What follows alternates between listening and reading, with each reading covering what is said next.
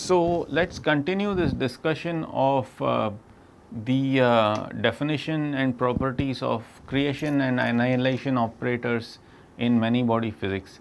So, specifically I am talking about creating quantum particles such as bosons or quantum particles such as fermions. So, I want to describe operators that create fermions or create bosons at a particular point in space. So if you recall that I had stopped at a stage where I defined a certain operator called A of R, which has the property that if you take a many body wave function which need not be properly symmetrized or anti-symmetrized, it is some general wave function. So what it does is basically it just kills the last coordinate. So this would be called an annihilation operator, but it does not necessarily annihilate a particle of any particular statistics, either bosons or fermions. So in some sense it just annihilates, but it is the incomplete description of the system, because I have to construct operators that actually describe creating fermions or bosons from this operator called A of R. So similarly, you can think of a creation operator as something which creates one more particle, but then it creates it at some location Rn plus 1. Okay, so that is what it is. So then I also defined basically the symmetrization operator. I think I have been calling it something, well, maybe I have called it B of S. So this has the property that if you take psi of R1, R2 up to Rn, so what it does is it basically permutes. P is the given permutation of the numbers 1, 2, 3 up to n. So mod P is the order of that permutation, and I am required to sum over all possible permutations. So so this is going to look like P of 1, R of P of 2, and R of P of n. Okay. So now this object is basically properly symmetrized or anti-symmetrized version of the original wave function, which does not have any particular statistics. So this, for example, this wave function has the property that if you interchange 1 and 2, for example, it could be any pair of coordinates, but suppose I choose to exchange 1 and 2, what is going to happen is it is going to have this property, okay, so which you can easily verify. So this is by construction. So this symmetrized or anti-symmetrized. So if S is 0, this is not minus 1. I mean, I instinctively wrote fermions. So strictly speaking, this is not really. I mean, this would be minus 1. S is either plus 1 or minus 1. Okay, not 0 or 1. So if S is plus 1, what you are describing is that S equals plus 1 means bosons. Okay, bosons, and S is minus 1 means fermions. Okay. So that is easy to see, this is just S. Okay. So if it is just S. So if S is plus 1, I am describing bosons. If S is minus 1, I am describing fermions. So if S is plus 1, so you see the wave function does not change sign when you interchange R1 and R2. So if I interchange R1 and R2, and if S is plus 1, it does not change sign, but if it is minus 1, it changes sign. So minus 1 describes fermions and plus 1 describes bosons. So this is just a recap. I mean, this is what I did till now. Okay. So I hope you will just recall what I did in the last class. So this is what I did. And also I showed that you can define something called the creation of a fermion or a boson in terms of these operators. So you just sandwich this A of r in between two symmetrization operators, and that is guaranteed to describe the annihilation of a boson or a fermion depending on the value of S. So similarly, you can define the creation operator of a boson or a fermion by sandwiching a dagger in between two symmetrization or anti-symmetrization operators. Now, what I am going to do now is I am going to give you a very simple specific example with two particles to convince you that this kind of a definition does indeed do what I claimed it does. So, let us see if I can show that. Before I do that, let me do the general case. So, C of r acting on a properly symmetrized wave function will give you another properly symmetrized wave function, okay, but then it is going to be a function of n variables plus some variable which is kind of frozen. So, this part is frozen, so you do not have to touch this. So, what this does is it anti-symmetrizes if S is minus 1, symmetrizes if S is plus 1, only these number of one less variable, okay, times square root of n. So, similarly, the creation operator acting on the already properly symmetrized wave function is going to, so this is a little bit complicated, but you know what it is. So, it is square root of n plus 1. So, this is familiar to you from your quantum mechanics of harmonic oscillators and that sort of thing. These factors are familiar to square root of n if you annihilate, and if square root of n plus 1 if you create. Okay. So, because you have added one particle, what you have to do is basically do that.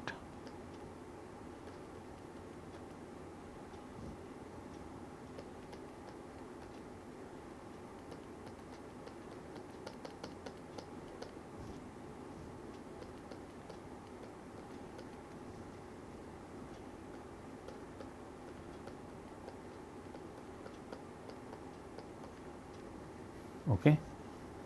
So, now, so let me specialize to the case n is equal to 2, and let us see if this makes any sense. So, now I am going to create a particle n equal to 1 would be unconvincing because it is too simple. So, that is the reason why I have chosen the next the simplest non-trivial case, which is n equal to 2. So, so this is just for illustration. So, now if I do this, this is going to come out as a square root of 3 over 3 factorial times sum over all the permutations of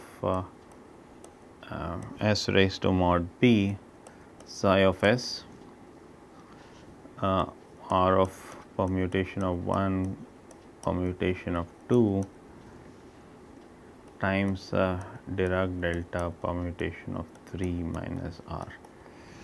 So, remember that once I put in an additional variable, namely the 3, you see earlier you had only two variables R1 and R2. Now, if I create a particle, I am necessarily introducing one more coordinate which is dynamical in nature, which is R3. So, now I have to make sure that the 3 particle system now does describe, continues to describe the system of 3 bosons if it earlier described a system of 2 bosons, or 3 fermions if it earlier described a system of 2 fermions. So, in order to do that, I have to properly symmetrize here. See, the reason why that is not important to do when you annihilate, the moment I put a subscript s here implies that even if I freeze one of the variables, it is anyways s symmetric under the exchange of any pair of this because it is x symmetric under the exchange of any pair. So, even if you freeze out one of them, it is going to be symmetric under the exchange of any of those other pairs, but not so if you add a particle. So, if you add a particle, then you have to take the trouble of actually anti-symmetrizing or symmetrizing all over again, because you can't really this gets left out, this variable gets left out, and even though mutually these are all properly symmetrized, the last one that enters is left out. So, you have to include that in the symmetrization, and this is how you do it. Okay, so expanding this out, what this comes out to be is, I am going to allow you to simplify it. So, I am going to tell you the simplified version of this. So, after simplification, it is going to come out as 1 over square root of 3 times psi of s r1 r2 times Dirac delta r3 minus r plus psi of s r2 r3 r1 minus r plus psi of s r3 r1 delta of r2 minus r. Okay. So, now you can see that this does describe a system of 3. So, if suppose S is 1, you can see that if I exchange R1 and R2, so this goes to this, okay, and this becomes this, and this becomes itself. Okay. Actually, I missed an S here. So, it is I think I have to put in a R3 R2, there has to be an S. So, if I take R1 R2, it is going to give you an S factor outside, but then if I take no, even then it is correct, sorry, R3 R plus, okay. Okay, let us do it for S equals 1, it is fairly obvious, but let us do it for S equals minus 1. So, in that case, what is going to happen here is that suppose I interchange R1 and R2. So, it is going to become psi of S R2 R1 R3 R plus psi of S R1 R3 delta of R2 R plus psi of S R3 R2 then delta of R1 minus R.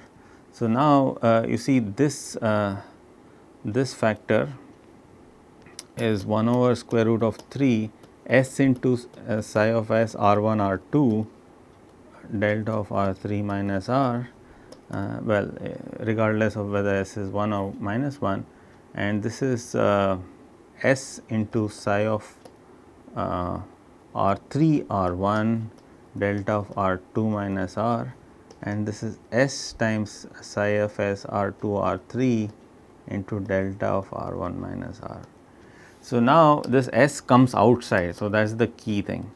So, S comes outside, and then what remains is this.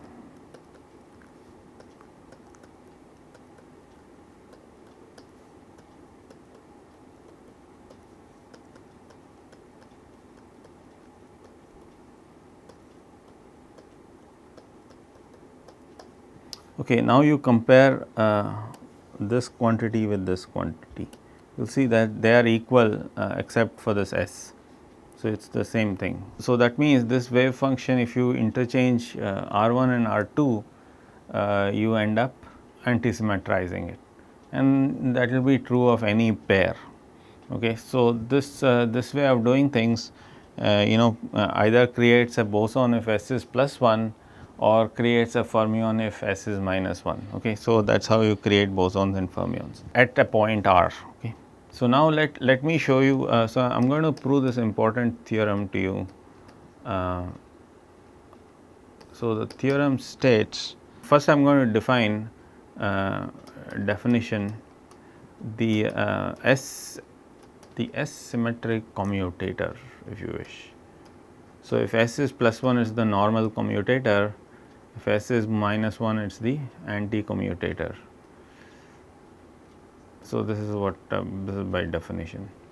So, if S is plus 1, it is the normal commutator because it describes bosons, and if S is minus 1, it is the anti-commutator, so it describes fermions. So, with that definition, I can make the following statement, that C of R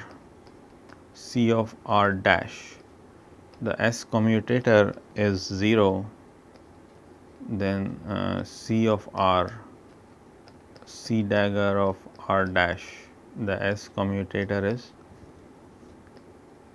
delta of R minus R dash. Okay. So, how do you show this? So, these are operators. So, what this means is that this acts on some n particle wave function. So, let me act it on an n particle wave function. So imagine that wave function is denoted by capital F subscript S, implying that it is already properly symmetrized.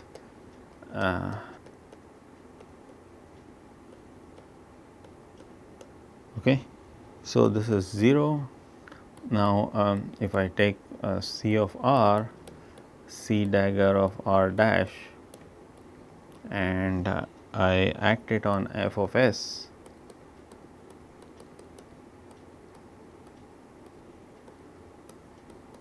I get I mean, the implication is that I get I mean, this is an identity. So,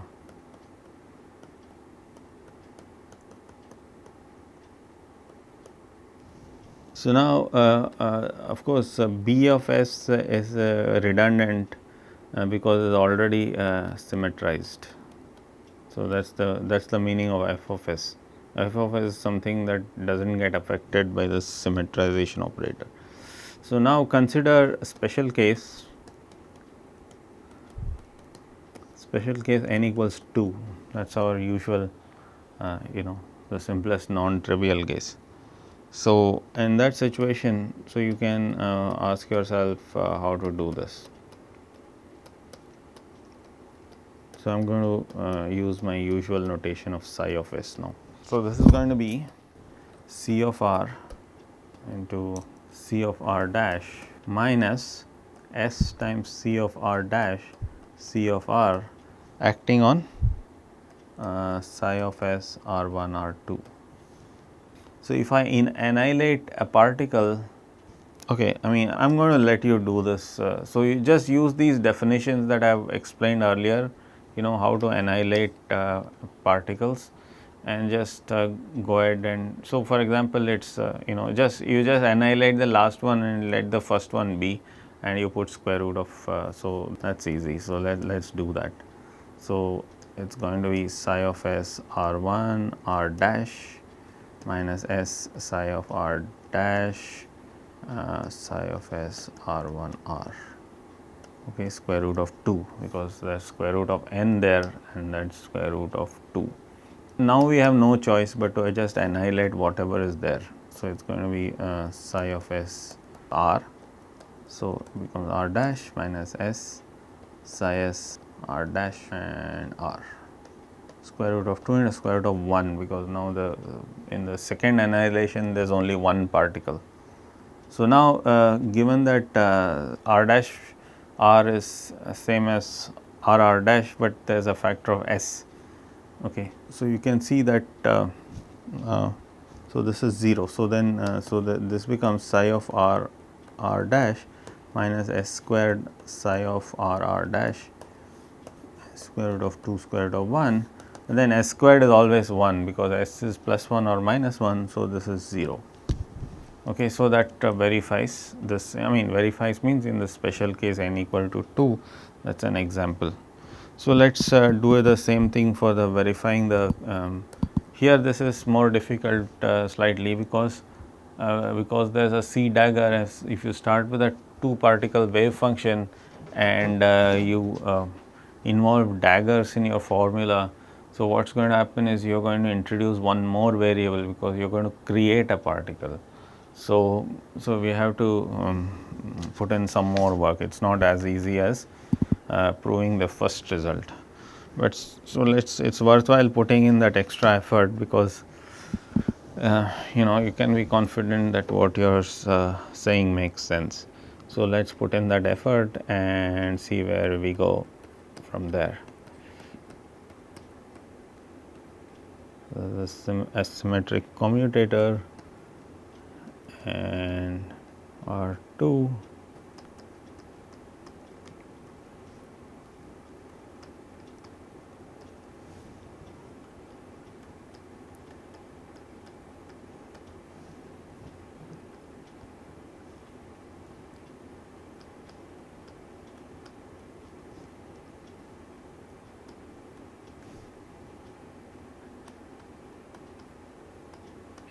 Okay, so that is by definition of this asymmetric commutator.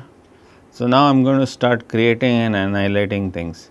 So when I do that, I am going to allow you to fill in the rest of the gaps if you find them to be incomplete. So, so I am going to write directly this result.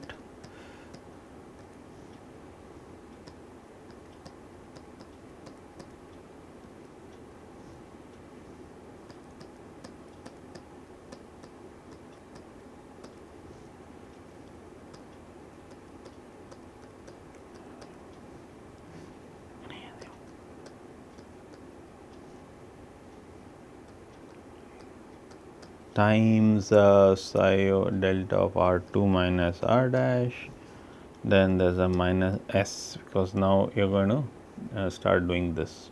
Okay, delta of R2 minus R dash psi S of R1 R minus delta of